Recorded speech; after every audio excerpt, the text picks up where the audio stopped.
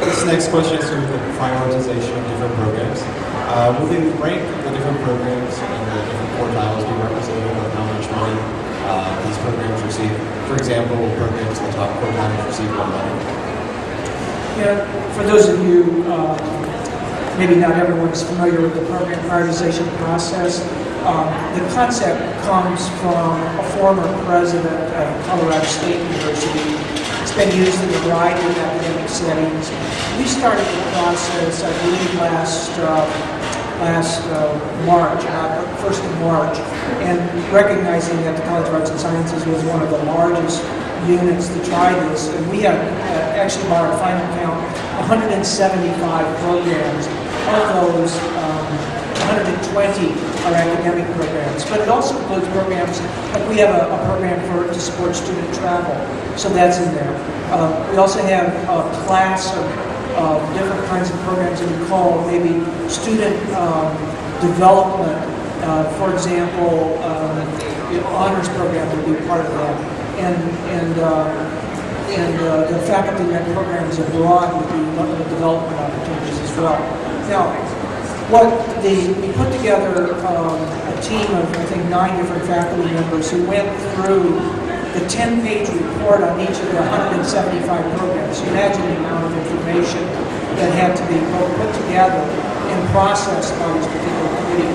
They then sorted them into quintiles. It's every 20%. So we ended up having 35 programs in each of the 5 quintiles, and then or 37 actually in each of the quintiles.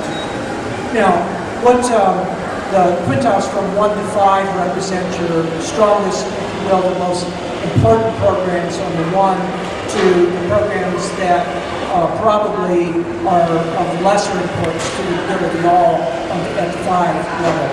Now, one of the things that is true about the way that the sorting came out is the programs in the 5th quintile were probably the programs that had very little or no enrollment in them.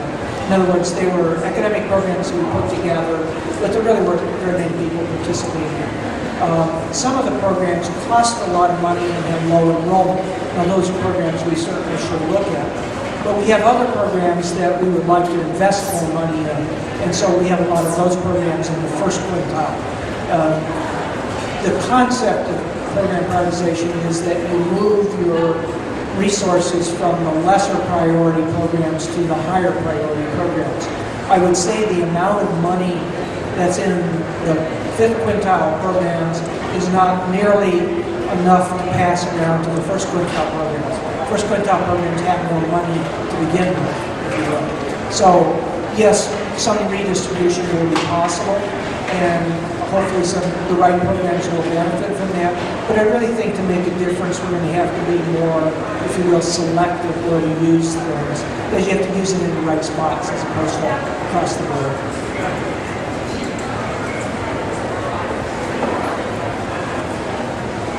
What do you hope to see for the college's future?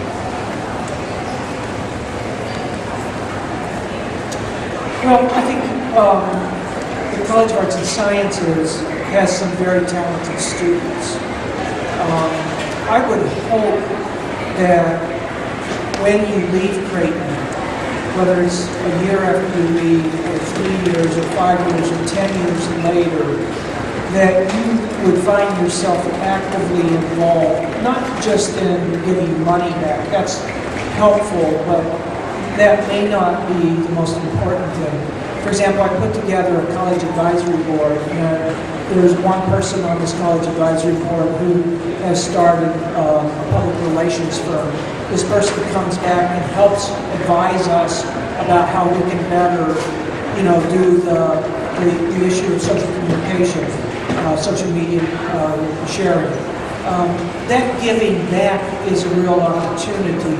I think to be a vibrant, organic, changing program is we need to bring that feedback back in to help us reshape our programs, keep them vibrant, keep them alive, keep them addressing the really most prominent issues. Are any of you journalism majors here? Yeah, we have one, Matt is. Okay. one of the things that's particularly, I think, commendable about the journalism program is they do that process very well. They actually go out and bring their alum back and they shape their program by the feedback process that's involved.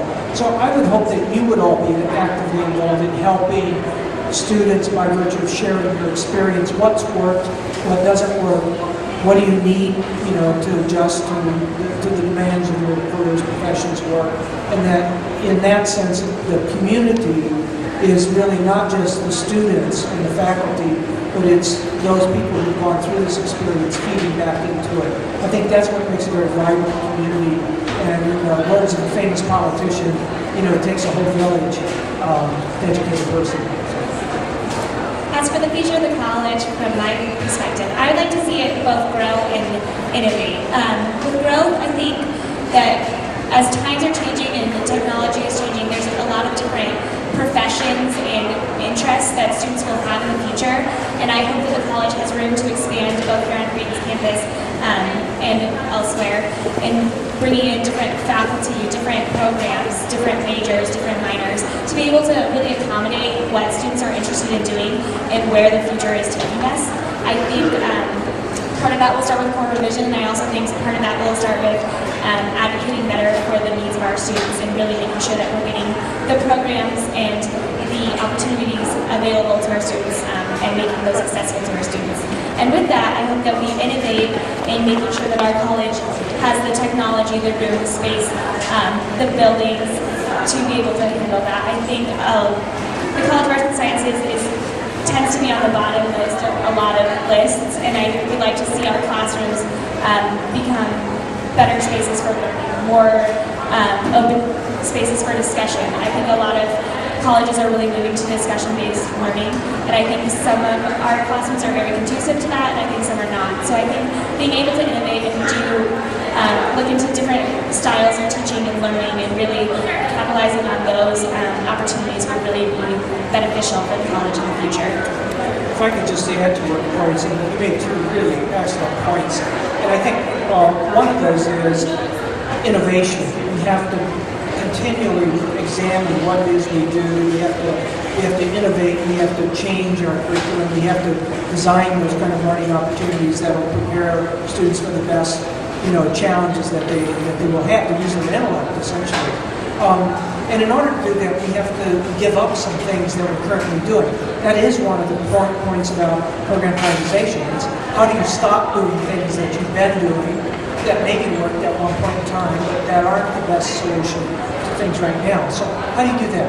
And then the second thing I think Corrie speaks to, which is I've been a strong advocate for, and that is the learning space. What is the value of the way space is designed in terms of helping us learn? And I think one of the sort of attitudes that often prevails is, arts and sciences, all they need is a room with all the chairs facing forward. And I have been a very vocal advocate for space, saying, no, that's not the way learning occurs. And we have some kind of innovative programs. The energy program is a good example of this, where the space actually defines how it is the interaction occurs among the students. And we're trying to get that principle across, trying to reinforce that. So two excellent points you made.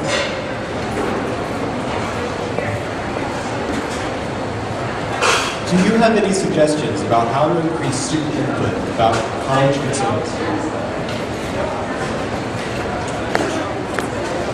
I keep going back to the energy technology program, but there's some good things that happen there. It's always important to remember that in designing that program, the typical way that we usually design academic programs is we have some very bright faculty who design, say this would be the right thing to do. They kind of design it and say this makes sense, it's logical. Well, that energy program was designed, the first thing that we did was we took 12 students and we asked them, what are you interested in? What's important to you?